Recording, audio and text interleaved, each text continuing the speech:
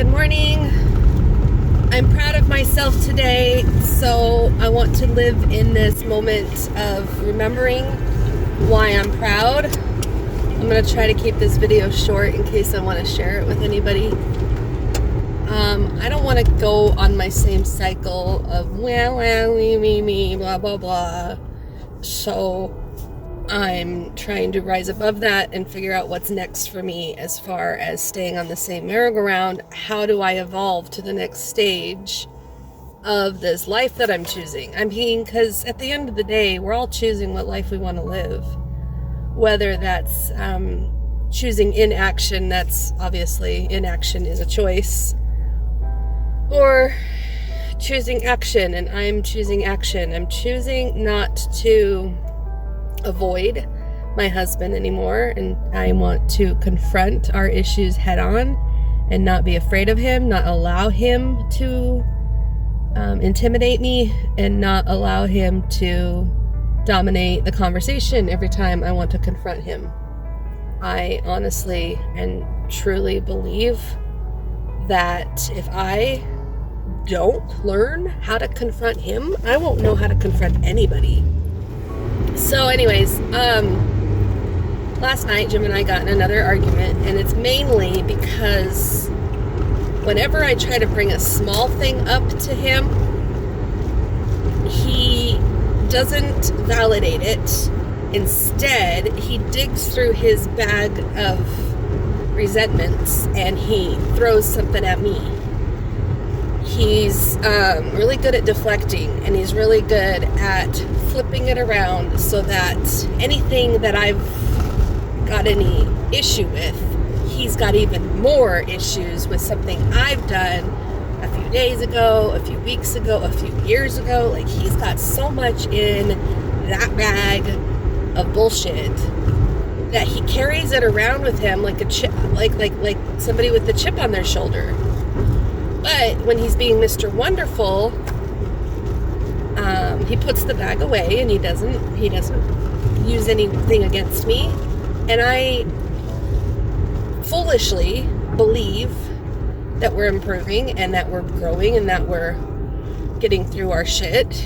And so when I think something's come up, watch out, Crystal. You're going to learn that to bring something up to him is only putting you in a dangerous situation, because speaking your truth to him only creates a war ground for him in his mind. He's ready to defend with all these things that he's been holding on to and all this stuff that he wants to be upset with. Okay, so this morning, I'm proud that I came up with an analogy. He played Dungeons and Dragons last night. And Dungeons and Dragons is a role-playing game where the person that is in charge of the game comes up with all these scenarios, and it's a lot of improv in that host's mind.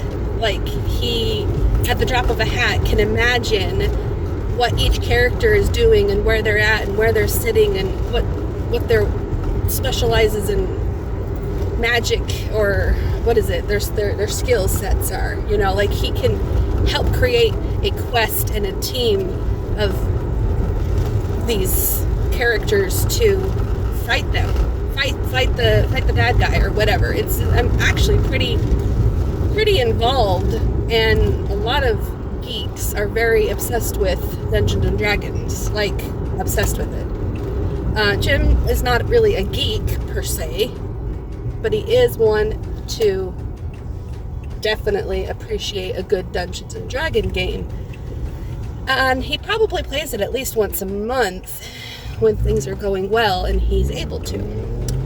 And so this is used to be in person, now it's online. And I'm going to stop the video now. Hold on. Okay, so I had to get on the freeway and get up to speed and focus on that for a second. And now that I'm on the freeway, it might be harder to hear me, but I want to just explain what I said to him this morning. Was I used a Dungeons and Dragon reference, kind of like an analogy, because when you're playing in a Dungeons and Dragon group, you have have to be willing to listen to the host and understand it from the host's perspective. And there's a lot of back and forth communication that has to happen in order for the whole team to understand the imagination of everybody involved. To me, I think it's a great communication skill that Jim is developing, because when you're autistic like Jim is, socializing and communication and empathy and understanding someone's perspective from their point of view instead of just your own, that's hard. That is not just hard for everybody in general, like the whole population struggles with this, I'm sure. Autistic people with autism have that struggle on a day-to-day basis, whether they're in a relationship or friendships or, workships or even Dungeons and Dragons ships. So I think that's why autistic people can geek out. People with autism can geek out on Dungeons and Dragons because they know that it's something as simple as using imagination to help them develop that skill. I don't know if they know it consciously or subconsciously, but they're learning how to develop that skill through the use of their words and their communication. And maybe they're being extra logistic, or maybe they're being extremely, what's that word? Legit. What's the word? Not legit. Matthew takes everything so literally. Everything so literal. When you use literal terms in an imagination world, it helps blend ideas and concepts and abstracts into the other ideas and constructs and effort, to get the accomplish of the quest completed. It's actually fascinating to me on a psychology level. Anyways, sociology. I don't even know how to say the word. Sociology. I think that's how you say it. The study of social interactions, the study of psychology and how the mind develops, developmental disabilities. I am wasting my time trying to explain this out loud as if I need to explain it to myself. But I do need to reiterate what my brain is thinking out loud so that I can really zone in on what I'm trying to say. So, this morning, I sent Jim a really long text message that is really my language and my understandings and what I believe our relationship needs to move to the next level. Of course, if he reads this text message and I don't give him any context or any explanation, I could see it either going over his head, he won't empathize, he won't relate, he won't understand where I'm coming from. It will probably go through one ear and out the other, and he'll probably just defend himself with something else. So I noticed he hadn't read it yet because we slept in separate rooms this morning. I was spending the night at his house, but in the spare bedroom so that I can rush to work this morning. And I locked the door and I didn't want to talk to him last night. I was done. I needed to go to sleep. I held that boundary and I went to bed in the other room. So I stayed there for myself. I went to bed for myself. I stopped fighting for myself. I held my boundary for myself. I'm really proud about that, by the way.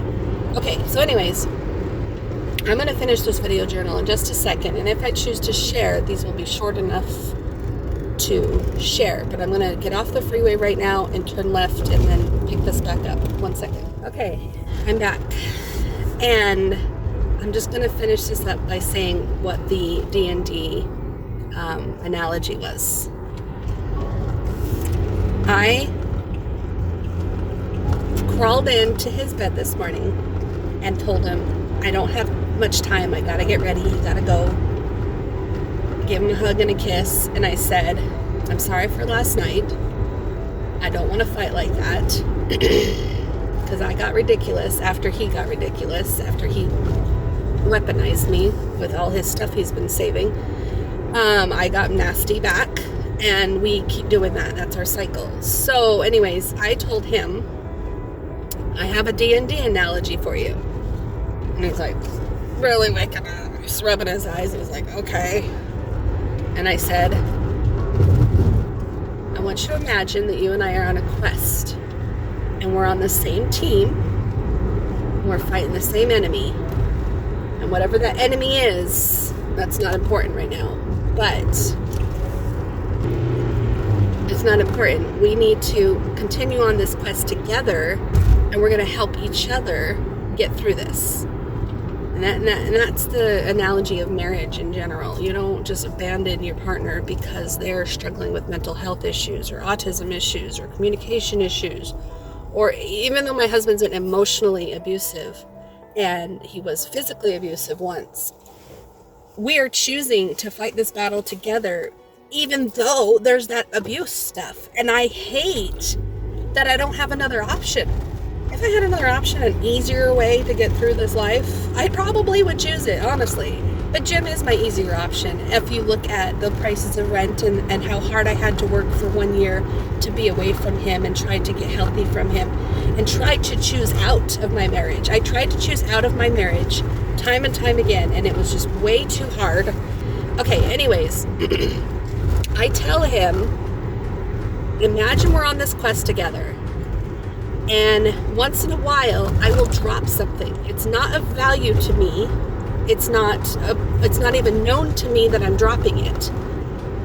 But you notice that I'm dropping it, so you pick it up, dust it off, and you put it in your satchel. You don't tell me you found it. You don't tell me you got it. You don't tell me that I dropped it. You don't say anything. But you keep collecting things that I'm dropping. Well, we're walking along and whatever, I'm oblivious to my own shit, and everybody's oblivious to their own shit. That's just the way it is. We're all oblivious to our own shit until someone points it out to us, right?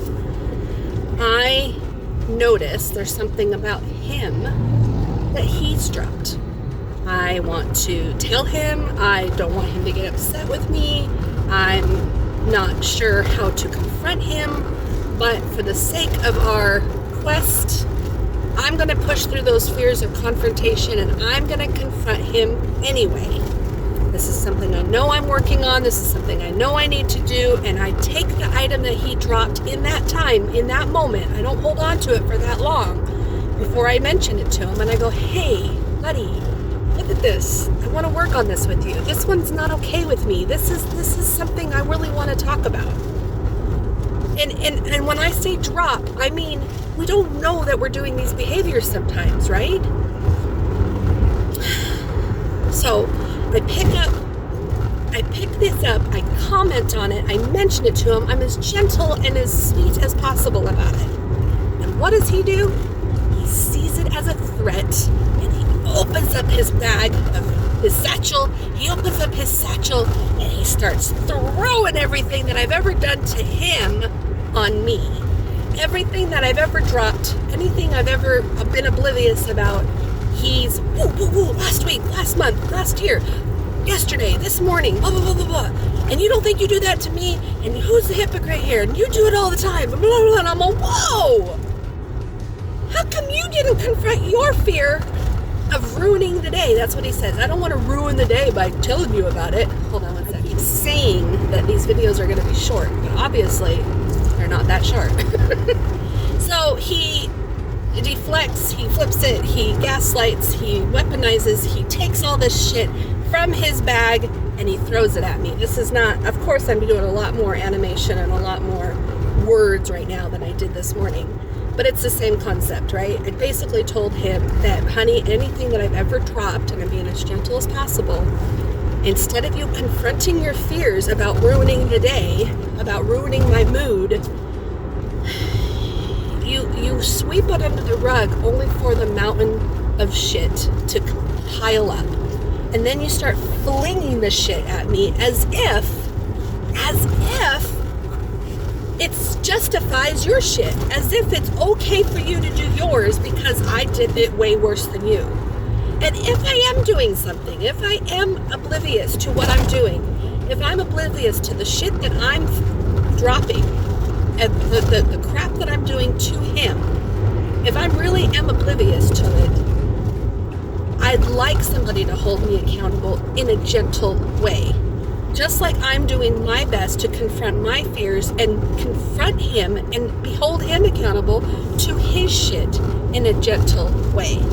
And if I cannot feel safe to communicate my truth to him, to communicate my observations, to communicate things that I think he would want to know that bothers me before it bothers me to a whole great deal, before it makes a big mountain of shit, if I feel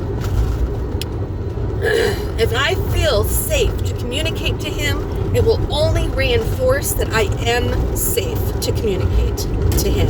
And I'm always safe to communicate to him. If I can feel safe in one moment, I'll feel safe in the next moment, and the next moment, and the next one, because it'll reinforce that feeling of safety. And that was the last thing I said to him before I left this morning. I said, please, don't carry that around.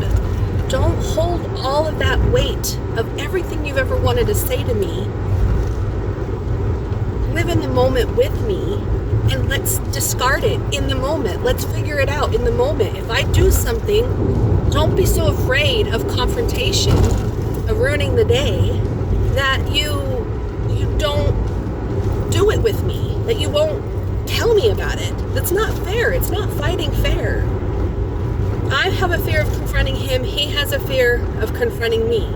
But he's not afraid of confronting me once I've started the fight. If I've started the fight, then he's ready to fight. I'm like, I'm not trying to start a fight. I promise, I promise, I promise.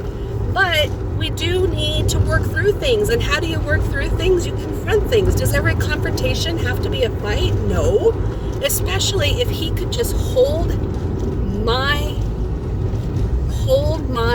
validate me. He can validate me and hold my moment for at least 10, 30 minutes, I don't know, a day.